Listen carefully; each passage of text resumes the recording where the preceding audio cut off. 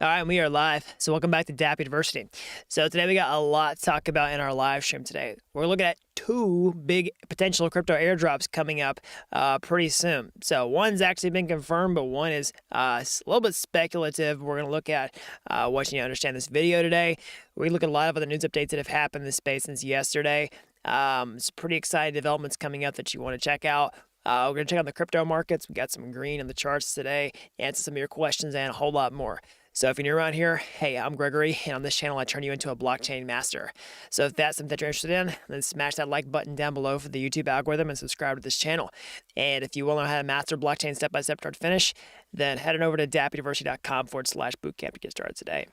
All right, so we got people jumping in the chat here. We got Culture Has, Kirak, hope I'm saying that right, Lee, Landon, Automatic Beats, Danish, hope I'm saying that right, Francis, Santiago, Newbie, Eric, Rodrigo, welcome. All right, so let's go ahead and jump into this. Let's look at some big crypto airdrops coming up in the future. Okay, so one has been confirmed. Another one is a little bit speculative, but it's probably going to happen, and it's going to likely be very big. Okay, so first of all, let's set the stage for this. First of all, a little bit of disclaimer. I actually have a video coming out later today, scheduled that I recorded like last week, talking about some of the bigger crypto airdrops that I think are going to come up and how you can actually position yourself from those. That's going to be a much longer list than the one we're talking about today. So definitely go check out that. I recorded that video before I even saw this information. So make sure you go check out that video later today. It's going to be a great follow-up to this one as well, and how you can work your way through and position yourself for those. The other thing, let's set the stage for airdrops. Talk about how these work, but let's just go ahead and get into the let's go ahead and get the update, and we'll kind of see how this works as we go along here. All right, let's see here. So let's start off with the first confirmed airdrop. Okay. So the first confirmed airdrop is the blockchain interoperability protocol Connext. Okay. So, Connext is actually a pretty cool project because it was, I think, the very first interview that I did on my YouTube channel. So I can't remember if it was this, like one of the first or the first. You can go to my YouTube homepage, look at all the videos, so sort the video date descending, and I'm pretty sure Connext was like the first, if not one of the first. So anyways, Connext is an interoperability protocol for Ethereum, and they do plan to unveil their native token and convert it into a DAO, convert Connext into a DAO. So next token will be also airdropped to users and validators of the Connext network, co-founder told the block. So basically, how this is going to work is anybody who has used the protocol earlier or has been a validator is going to get retroactively rewarded for doing that. So that's how most of these airdrops work in the first place. And if you go check out that video that I'm going to publish later today, it's going to explain that more in depth and how you can position yourself for this type of thing. So, I've been the recipient of many airdrops in the crypto space. It's really crazy. Like many airdrops that I've received have been $10,000 or more just for being an early adopter of technology. I know that sounds crazy, it sounds like some weird scam, but it actually is legit. It works. It's a way that they distribute the new cryptocurrencies whenever they launch them for their particular projects. And so how did I receive those? Well, I received those just for making transactions, just using this stuff. And then what happens is they take a snapshot of people who have used those applications, and then they distribute the tokens and let them claim them. So you go to a website, you connect your wallet, and you'll say, are you eligible for this airdrop? And it's actually going to check the blockchain and see if you've made transactions with that particular wallet. So you can, increase the likelihood that you can get multiple airdrops by using multiple wallets or doing more with the applications. Check out that video. I'm going to explain it all inside of there. So, there's a little bit of catch with this particular airdrop, saying that the snapshot has already been taken. Okay, so airdrop plans. We expect to retroactively distribute tokens to new users. The snapshots for these have already been completed. So, unfortunately, if you find out this now, you can't just go start using Connext and get the airdrop. That's kind of how this stuff works, is you have to use it before they announce it. But that's okay. We're going to talk about another potential one coming up pretty soon. And definitely in that video today, I'm going to outline a long list of potential airdrops and how you can position yourself for those types of things. Lots of applications and protocols that could launch cryptocurrencies in the future. Pretty much general good rule of thumb is if it doesn't have a token yet, it's probably going to have a token or high likelihood. Of course, no guarantee. And how do you position yourself for that? Well, basically, you just go do stuff and try to figure out how could they take snapshots with the blockchain and give you free tokens for using that stuff. Okay, so let's see here. You can read more in that article about the tokenomics and stuff. I'll put a link in the description below. But let's talk about another potential airdrop coming up now. This one is not confirmed, okay, but it's a little bit speculative. All right, so basically, some internet sleuths found that Coinbase shows a price page for Optimism. All right, so suggesting that a token could be on the way. So at the time of recording this video, it's still up. If you go to Coinbase and you look at price, they list price for Optimism. Now it's saying Optimism is not supported by Coinbase. All right, you can see basically like, you can see this gets empty, right? They don't have any price history. They don't have any market data about the market cap or the trading volume. But there is a placeholder actually for the token itself. And some people are putting two and two together like, maybe this Optimism token thing is legit. Maybe there's actually going to be a real airdrop for that. I've been talking about Optimism for a long time as being a prime candidate for airdrops on top of, the layer 2 space. So basically, if you check out like l2beat.com, you can see different, protocols in there: Arbitrum, Optimism, ZK Sync. I thought layer 2s are a prime candidate for airdrops because think about it this way, like, what are layer 2s in the first place? Well, they're these separate, environments where you can do transactions that get settled back on the main Ethereum chain. And, layer 2 scaling solutions are the predominant scaling paradigm for Ethereum for the long term. So basically, the whole idea is, ETH2 is not going to fix Ethereum's gas fees, its transaction speeds. That's what layer 2s are for. So you get on these environments, you do transactions, and then it uses Ethereum itself to help secure the network, okay? And so basically, like, these L2s, they have a validator set in of themselves. It's kind of like its own blockchain, but it's piggybacked on top of the Ethereum network. Now, a lot of these validators are not getting paid in any kind of cryptocurrency because when you use a layer 2, like, you're paying transactions in Ether, like Ether is the native cryptocurrency. And so a lot of people are thinking, hey, there's no crypto native way to incentivize validators long term. And that's when people think like, okay, it's probably going to have a token, and they're likely going to airdrop it because that's what people want. And, that's kind of the playbook these days. And so, any of the Ethereum L2s, I would just highly recommend, well, I don't recommend because I don't want to give like financial advice or there's risk involved, right? Like, definitely if you're going to try to use an L2, like, don't go put your life savings on it. Don't like use your wallet that's got the most cryptocurrency in it. Just use a little bit of test money, whatever you're comfortable with. Like, assume that the money that you are using is going to evaporate because it might evaporate with gas fees as you bridge on and off. Assume that it could get stuck in an application. You could never get it back if you make a mistake. All right. But the whole idea is you're trying multiple things and like one of these is probably going to take off.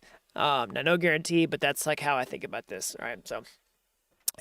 So Optimism is definitely a strong candidate for a potential airdrop coming up, and we do have this Easter egg on Coinbase's website with their price page, and now it has hit the news. So we'll see if we have any updates.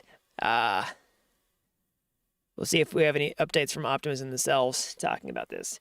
So speaking of Coinbase, let's definitely talk about Coinbase's NFT platform because this is something that has been long awaited. We saw an announcement about this a while back, and people were like, "Hey, win NFT platform." Right? We saw the announcement, we've been waiting on it for forever. So we have news that the Coinbase NFT market goes live in beta for select customers. So this is for people who are already registered for Coinbase.com. Okay, so Coinbase NFT has gone live in beta form. It currently supports Ethereum-based NFTs and payments in ETH. So Coinbase's VP of product told the block that full fiat on-ramps will be coming soon. So actually, the ability to buy NFTs, with fiat. So, or maybe just be able to, onboard onto that. But for now, they're supporting a beta NFT marketplace you know, that way. So, I mean, the NFT space is absolutely insane. Of course, we've had a market leader in there, OpenSea, and lots of people have been been trying to jump in the layer 2 space to compete with OpenSea because they're seeing the crazy amount of trading volume that's going across and the revenue generated by that platform. Okay. Because we can see how much money OpenSea is making on chain, like it's all publicly available on chain, and you can analyze it. And so everybody's sitting there going like, "Hey, how do we capture some of that market share?" So we've seen lots of NFT platforms come onto the scene. Coinbase definitely joining in those ranks, and definitely a strong contender for bringing NFTs to the masses. They opened their waitlist for the NFT platform back in October and got 1.5 million signups. That's insane. So anyways, for now, the beta's out. Only some customers will be able to use it. But it's gonna be big.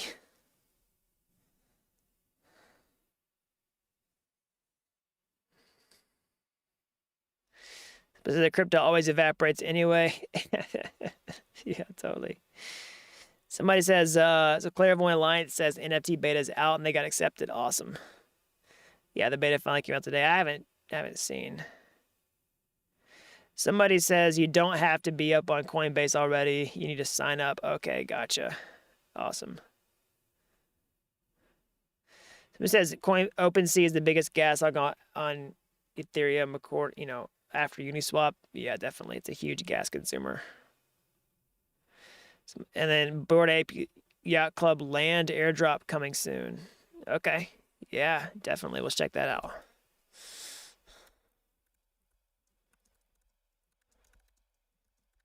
Let's look at that.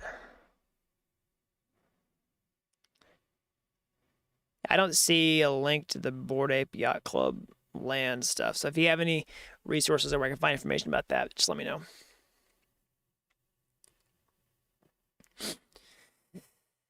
Okay, so yeah, let's definitely check on a couple more things that are happening in the space today.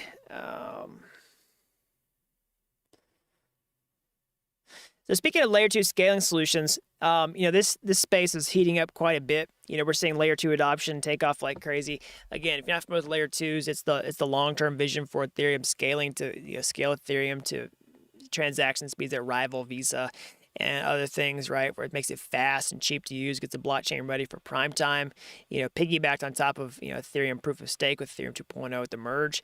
We're seeing lots of these different scaling solutions come up, race to become one of the leaders. I think that we're going to probably see a handful of layer 2s really succeed in the long term and get that dominant market share.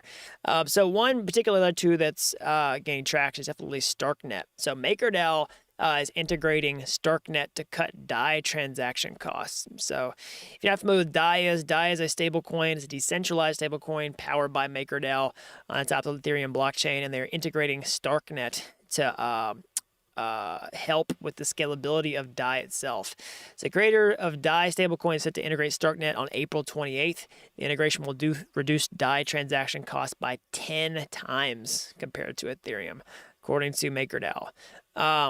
So MakerDAO is one of the oldest and largest DeFi protocols and the creator of DAI stablecoin. Yeah, MakerDAO is an OG in the space. Like, it's been around for a long time. And I remember when I saw the things that really made blockchain click for me. I'm going to insert a little anecdote here. The things that really made blockchain click for me, because when I entered the space, what we had were tokens, we had ICOs, we had smart contracts, right? This is back in 2017. And, after the 2017 bubble popped and, the floor really fell out from the crypto space, all the excitement evaporated, all the ICO space kind of really went down. We knew we had all that stuff, but beyond that, a lot of people were kind of scratching their heads going okay, what are we going to do with these smart contracts? We knew we had tremendous potential, all right, which is incredible potential, but we didn't know exactly what was going to work. Now, a really small number of people had already started working on DeFi, but those use cases hadn't really exploded to like the entire crypto space yet. Like we already had NFTs, even like we had crypto kitties, stuff like that. We had early NFT projects. You can go check out those YouTube videos that I did, like actually interviews like in January, February 2018 with like early NFT projects like crypto fighters. Like I was there talking to these people. But it hadn't really clicked yet because a lot of that stuff hadn't really bubbled up to the masses just yet. Okay. So, but one of the things that really kind of made blockchain click for me when everybody was like, so, okay, here's the tools, here's what we can do with it, but like what's really, really, really going to work? So the things that really clicked for me were early DeFi stuff like MakerDAO. Like when I saw MakerDAO, and honestly, even before MakerDAO, was really compound finance. Like when I saw the ability to do savings and lending on the blockchain and give competitive interest rates, like with DeFi protocols, that was the big light bulb for me. I was like, oh, like this is how you can create technology that gives people a benefit outside of the traditional financial system that they can't really get anywhere else. That's highly applicable to pretty much everybody on the face of the planet. Like who uses, who has a bank account? Not everybody, but almost everybody, right? And similarly, like payments, who pays for things? Well, pretty much everybody. Who makes electronic payments? Almost everybody. And so stable coins are a big part of that too. When you actually I saw how DAI worked and how it uses like Ether as collateral. This is back when we could only collateralize DAI with Ether itself. Now it's called SAI, single collateral DAI. Now DAI is technically multi-collateral DAI. But I saw you could create a stable coin like that was a huge light bulb moment for me. Anyway, so that's a little bit of a tangent, but MakerDAO has been a big OG in the space. DAI stablecoin is a huge project, okay? And they are working on layer 2 scaling solution to take it to the next level with Starknet. And you definitely want to keep up with Starknet because that's another L2 that you want to watch out for in the future. Like, hey, you want to look for more airdrops? Look for more L2s that are gaining steam.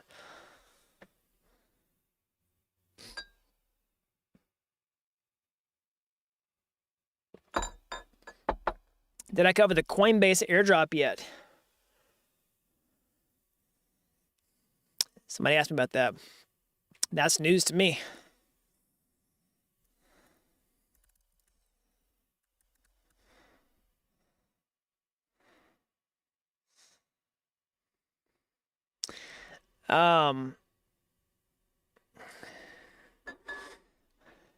Santiago says coffee or tea. Coffee first, tea second. So when Dapp you airdrop, stay tuned.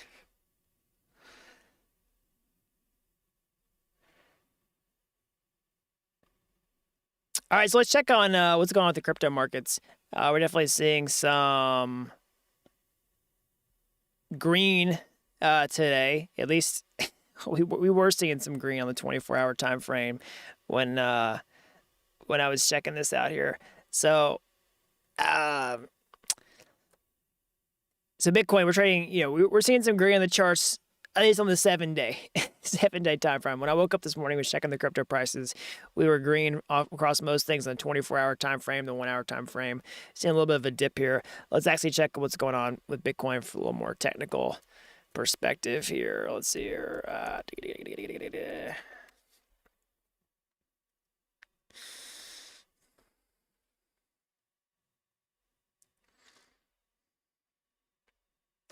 All right, so in the very least, the good news with Bitcoin is we do have a green weekly candle so far. Okay, so I'm gonna take any little optimistic piece of price action that we can kind of focus on as a sign of encouragement in the marketplace, and also basically like this, like the fact that we haven't continued to break below these prior levels after this previous rejection we saw is also a good sign. Okay, so I'm not going to try to forecast like crazy short-term price predictions or anything like that, but let's kind of take a look here at kind of the setup. So of course we've been bearish for months now. People getting really excited at the last move that we just saw, but we definitely got a rejection off the 200-day moving average, which is I don't think that level is really that important in the grand scheme of things. There's a lot of people who watch it, okay? And the fact that we got the rejection off that 200 moving average kind of, it doesn't, basically getting above that and then holding as support is sort of like the thing that would make a lot of people very risk on in terms of crypto, in terms of the momentum moving forward with a bull run. Now, the fact that we got rejected off that is kind of bearish in the short term. But the good news is, if we can actually print a green candle here and close the week out strong at least the current price level, that looks like a higher low on this sort of ascending pattern that we've got that's been forming since the end of January. What does that mean? Well, I mean, to me, that looks like less and less and less like we're in some, crazy, brutal bear market where we just keep like getting rejected off this 200-day moving average, like going down to, Goblin Town, which I think is what a lot of people are scared of. I really just don't think that's going to happen. I think there's way too much adoption in this space. I think there's too much, riding on crypto for it to just do that over a long time frame. Now, the caveat to that's what's going on with the global economy, right? I think that's one of the reasons we're seeing a lot of this stuff happen in the first place. Interest rates on the rise, tightening monetary policy, what's happening with the international conflict, supply chain issues. I mean, the economy is not a bright outlook in general right now. And so, what I think the price action we've seen lately has not been a crypto-specific problem. If you look at any of the major stock indices, it looks about the same as like the Bitcoin price, right? Like over the past, month or so. So if let's look at the 1 month time frame. All right. And then you look at basically you look at like S&P on the 1 month time frame, NASDAQ 100 1 month time frame, Bitcoin the 1 month time frame. They all look about the same shape. Okay. Now different magnitudes for sure because they all have different construction of what's going on underneath, right? But they all kind of follow the same shape. So basically, I think they're all influenced by a common factor, which is really what's going on with the economy. So until that really gets significantly better, I wouldn't expect to see crypto just like rip off into infinity because it needs that tailwind. I mean, it's like you could really argue that one of the big reasons that we saw, crypto, and I say crypto, I really mean Bitcoin, but pretty much all crypto, one of we saw it do this in the first place, I think a huge factor was just a lot of the free money that's floating around in the economy, and this looking like a really favorable risk to reward scenario for, cashing in on that momentum. So, I don't see that type of money floating around the space anytime soon, so I wouldn't expect crypto to just like rip off to infinity like that, but I definitely can see it, grinding to new all-time highs if conditions improve. I don't know exactly when that's going to happen. No guarantees, of course, always. Definitely looking at this in the long term. I think that's the key to success in crypto, not to have wild expectations that it's going to, just double overnight like it has in the past, but that we're creating technology that has real benefits and, that as people use that technology insofar as cryptocurrency is integrated into that the value of that demand can accrue to the cryptocurrencies themselves and make the prices go up. Now, that being said, things can get bubblish. We can enter into a rip-roaring, raging bull market again. The conditions just have to be right, and I don't quite think that we're there yet, but that's okay. We don't have to be.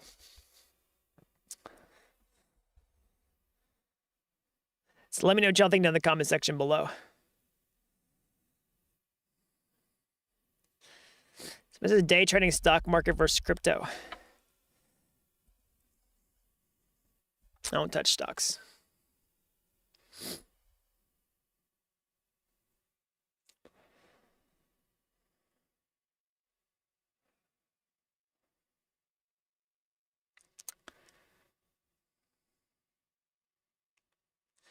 So it says proof of stake kind of takes the decentralization out of crypto. It's just a way the rich can control everything. So I understand that line of thinking. There's a couple counter arguments to that. So I definitely understand what you're saying, which is at least what I think you're saying, is that proof of stake basically just gets rich people to run validators, and then that's, becomes like a oligarchy or aristocracy or, something like that, rather than a truly decentralized type thing. So the counter to that is like most proof of work networks that get big get expensive for people to run nodes anyway. And so, it's the barrier of entry in terms of cost is still pretty high. So that's going to preclude a lot of people from doing it anyway. Now, talking about something like ETH moving to proof of stake. I mean, ETH was a proof of work blockchain long before it was a proof of stake. Still not a proof of stake blockchain. Like, we haven't had the merge yet. And now ETH is expensive, right? The ETH price has gone up like crazy. I mean, I was buying ETH at $100. You know what I mean? So people who are early into the space, had a long time to acquire 32 ETH, enough to run a validator. Okay. Now that means, people who are here later, like they don't have that opportunity. And that's true. It's true, right? But what you really care about at the most is the integrity of the underlying blockchain itself. And, for something like ETH that started out as proof of work, that moving to proof of stake, there's a lot of time for early adopters who really care about this future of the network to obtain the crypto to run the validator at a much, like a fraction of the cost of what it is now. So like, it wasn't gonna be like $100,000 to run a validator right now. Well, it could have been like $3,000 if you bought ETH early. I mean, if you buy extremely early, if you bought ETH at $5, it was a stupid low, but you probably sold if you bought ETH at $5. But anyways, it was a long time for people to accumulate enough ETH to run a validator. Now, barrier of entry is high now. It's hard for people who came late. But what's the answer to that, right? Are you going to run a proof of stake blockchain that requires basically no skin in the game? Well, that's not really, like, who cares about losing $5? Like, that's not game theory. Like, that's a bad game theory.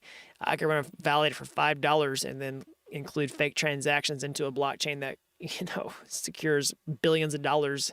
And who cares if I fake a block, right? But, if lots of people are securing $100K plus per validator, it's going to take a lot of validators and a whole lot of money to 51% attack the networks, boost transactions. And that's what you want in terms of blockchain security. So you got to think about the other flip side of that. And what's the other alternative? Delegated proof of stake. That's centralization of power. Like, if you just delegate your stake to everybody else, like that's not decentralized. You know what I mean? So there's not really a ton of great alternatives, I'll put it that way.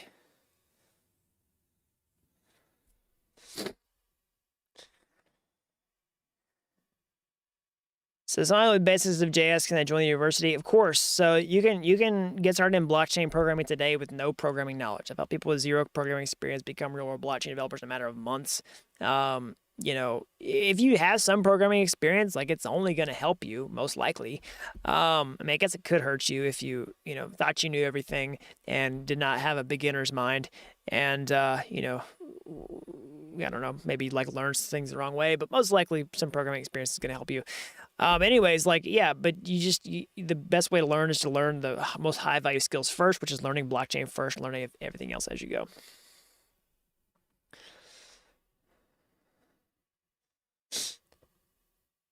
So Mark says he's been holding ETH since $7. Some diamond hands right there, Mark. Vermont got ETH for $60. Awesome.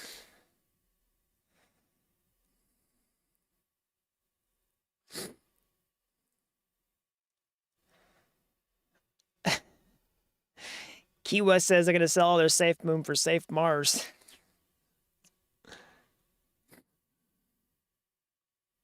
Where do we start as a beginner? Learned about coding for ETH. Definitely go to my YouTube homepage, find that pinned video talking about how to become a blockchain developer in 2022. It's going to give you the roadmap for everything you need to know.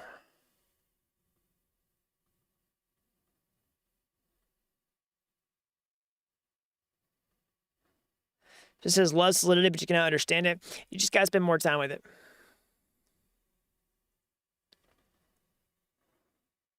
Can you build a counterfeit-proof cryptocurrency? Depends on what you mean by that.